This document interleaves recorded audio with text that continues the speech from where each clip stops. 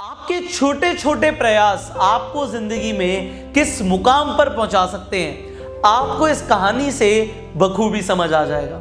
ये कहानी है गौतम बुद्ध के एक शिष्य के बारे में जिसका नाम होता है आनंद। और आनंद और गौतम बुद्ध एक बार एक सफर पर निकलते हैं जहां पर उन्हें एक जंगल पार करके एक गांव पर पहुंचना होता है। अब वो सुबह से निकले होते हैं और सुबह से हो जाती है अब शाम।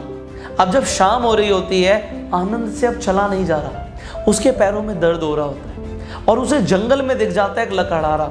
अब लकड़हारे को देखते ही आनंद एक्साइटेड हो जाता है। वो लकड़हारे के पास जाता है और पूछता है कि भाई तुम मुझे क्या बता सकते हो, यहाँ से गांव कितनी दूर है? तो लकड़हारा गौतम बुद्ध की तरफ देखता है और गौतम बुद्ध मुस्कुरा जाते हैं, स्माइल कर देते हैं। अब जैसे ही वो गौतम बुद्ध की स्माइल देखता है, लकड़हारा आनंद को बोलता है कि भाई तुम बहुत करीब आ गए हो, गांव यहाँ से 2 किलोमीटर आगे ही है, सीधा चले जाओ।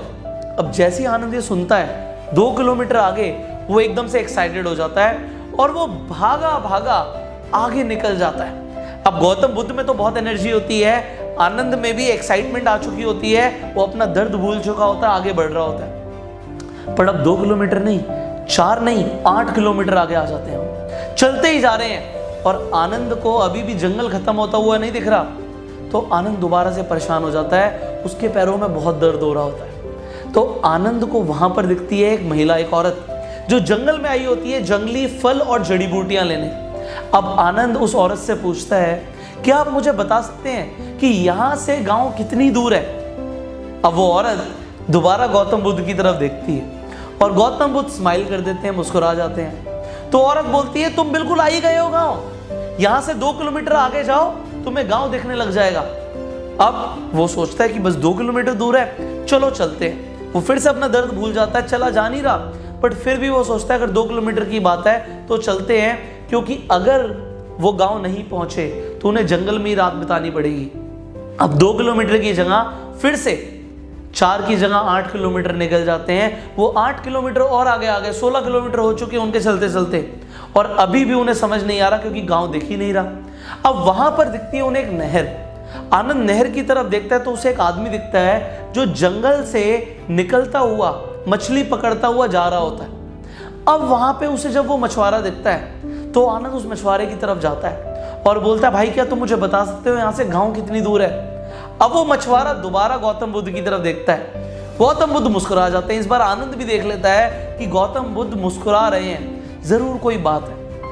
वो मछुआरा दोबारा बोलता है कि भाई तुम बिल्कुल आ ही गए हो, यहाँ से 2 किलोमीटर आगे जाना है तुम्हें और तुम्हें गांव देखने लग जाएगा। अब जब आनंद ये सुनता है तो उसे समझ नहीं आता कि सब 2 किलोमीटर ही क्यों बोल रहे हैं कि आगे जाना है, आगे जाना है, वो इतना आगे तो आ चुके हैं। तो वो गौतम बुद्ध से ही सवाल कर देता है कि महाराज मुझे इनकी बात पे यकीन नहीं है, आप मुझे बताइए कि गांव यहाँ से है कितनी दूर? हम इतनी दूर चलकर आ गए हैं और मुझे नहीं समझ आ रहा कि अब आगे क्या होगा, मेरे से चला भी नहीं जा रहा, मैं पूरी तरीके से थक चुका हूं। तो गौतम बुद्ध बोलते हैं कि गांव अभी यहां से 2 किलोमीटर दूर नहीं है, गांव यहां से अभी भी कम से कम 20 किलोमीटर दूर है। तो आनंद बोलता है, महाराज इसका मतलब है कि हमें यहीं पे रात गुजारनी पड़ेगी?